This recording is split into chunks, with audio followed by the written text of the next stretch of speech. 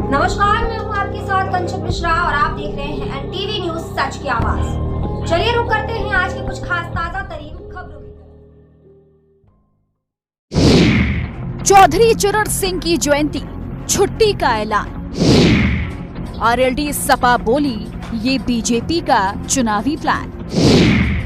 सपा बोली पहले निरस्त क्यों की छुट्टी। आरएलडी बोली भारत रत्न दिलाकर दो सम्मान।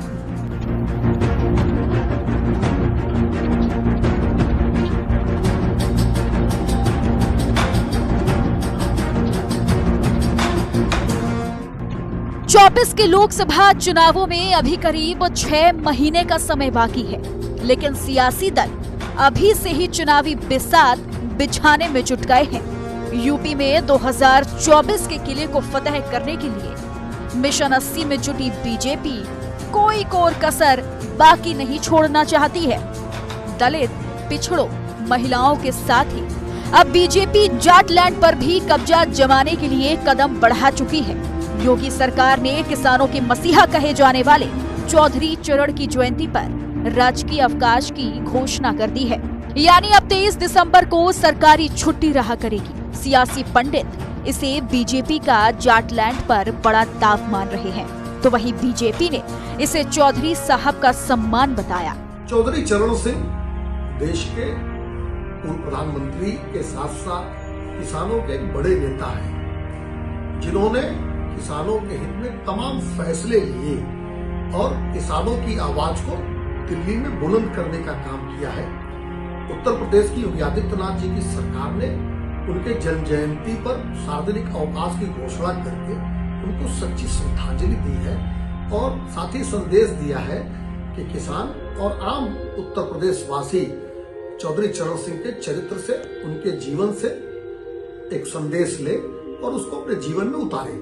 दरअसल राष्ट्रीय लोकदल यानी आरएलडी आगामी 10 दिसंबर से चौधरी चरण सिंह के नाम से प्रदेश में संदेश रथ यात्रा निकालने की तैयारी में है।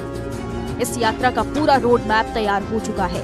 बीजेपी ने चौधरी चरण की जयंती पर राजकीय अवकाश की घोषणा कर आरएलडी के वोट बैंक को साधने की कोशिश की है, तो वहीं आरएलडी प्रमुख जयंत चौधरी को अपने पाले में शामिल होने के लिए ये पैतरा आजमाया है। माना तो ये भी जा रहा है कि आरएलडी यूपी में सपा का साथ छोड़ भाजपा के साथ खड़ी हो जाए, लेकिन आरएलडी और सपा ने बीजेपी पर हमला बोलते हुए कहा कि पहले बीजेपी की सरकार छुट्टी रद्द करते, बाद में सियासी लाभ के लिए छुट्टी का ऐलान करती है।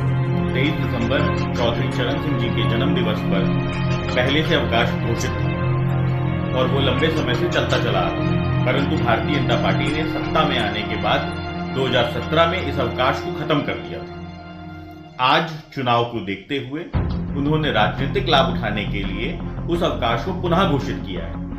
आपको पता है, जब चौधरी साहब के सम्मान में आप छेड़छाड़ करेंगे तो वो कहीं ना कहीं गरीब, किसान, मजदूर के सम्मान में आप छेड़छाड़ कर रहे हैं, परंतु उसके बावजूद आपने 2017 में उस अवकाश को बंद किया और अब पुनः अवकाश घोषित करके आप उसका राजनीतिक लाभ उठाना चाहते हैं। अगर आप सही मायने में चौधरी साहब का सम्मान करना चाहते हैं तो ऐसी स्थिति में आपको चौधरी साहब को भारत रत्न से सम्मानित करना चाहिए। देखिए, भारतीय जनता पार्टी को बताना चाहिए कि 2017 समाजवादी पार्टी की सरकार तक चौधरी चरण सिंह जी की जयंती पे सार्वजनिक अवकाश होता था। भारतीय जनता पार्टी ने उस सार्वजनिक अवकाश को रद्द करने का काम क्यों किया था?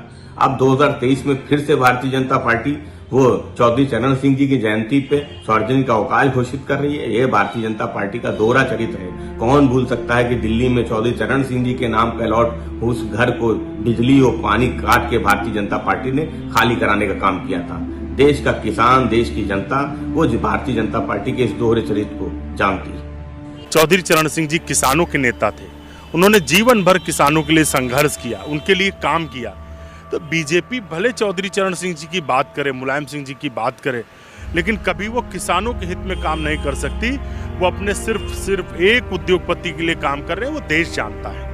अब क्या ये माना जाए कि बीजेपी राजस्थान के भरतपुर में आरएलडी को मिली एक सीट पर जीत के बाद ये समझ गई है कि अगर आरएलडी को साथ ले लिया जाए तो पश्चिम में जाटलैंड के किसानों को अपने पाले में पूरी तरह से किया जा सकता है, या चौधरी साहब के प्रति इस सहानुभूति के पीछे कुछ और ही वजह है? इसका जवाब आना अभी बाकी है।